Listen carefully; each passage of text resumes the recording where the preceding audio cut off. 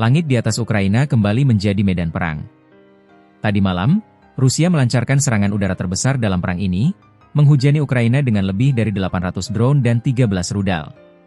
Sebuah serangan yang tidak hanya merusak gedung, tetapi juga mengambil nyawa, termasuk seorang bayi tak berdosa. Serangan ini terjadi di tengah janji-janji perdamaian dan pembicaraan tentang pasukan penenang dari 26 negara Eropa. Namun, Rusia tampaknya memberikan responsnya dengan cara yang paling brutal. Apa yang terjadi di Kiev dan kota-kota lain? Dan apa arti dari serangan masif ini di tengah upaya diplomatik untuk mengakhiri perang? Menurut Angkatan Udara Ukraina, Rusia menembakkan total 805 drone dan 13 rudal dalam satu malam. Skala serangan ini disebut sebagai yang terbesar sejak invasi dimulai pada Februari 2022. Pertahanan udara Ukraina berhasil menembak jatuh sebagian besar, yaitu 747 drone dan 4 rudal. Namun, sisanya berhasil menembus pertahanan. Salah satu target yang terkena adalah gedung kabinet menteri di jantung kota Kiev. Rekaman menunjukkan asap tebal mengepul dari atap gedung, dan helikopter harus dikerahkan untuk memadamkan api. Perdana Menteri Ukraina, Yulia Svaidenko, mengonfirmasi kerusakan pada atap dan lantai atas gedung.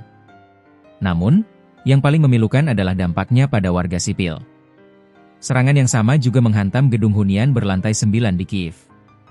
Serangan itu menewaskan seorang ibu dan putranya yang masih berusia 2 bulan. Serangan ini bukan hanya tentang target militer. Jelas sekali bahwa infrastruktur sipil dan nyawa manusia menjadi korban. Perdana Menteri Svaidenko menyampaikan kemarahannya melalui telegram, "Kami akan memulihkan gedung-gedung tersebut. Namun, kami tidak dapat mengembalikan nyawa yang hilang. Musuh meneror dan membunuh rakyat kami setiap hari." Pernyataan ini menggarisbawahi realitas pahit perang ini. Di balik setiap data serangan dan jumlah alutsista, ada keluarga, ada nyawa, yang hancur. Serangan-serangan seperti ini menciptakan ketakutan massal, memaksa warga untuk terus-menerus berlindung dan hidup dalam ketidakpastian. Yang membuat serangan ini sangat signifikan adalah waktunya. Serangan masif ini terjadi hanya beberapa hari setelah sekitar 26 negara Eropa berjanji untuk mengerahkan pasukan penenang jika perjanjian damai tercapai.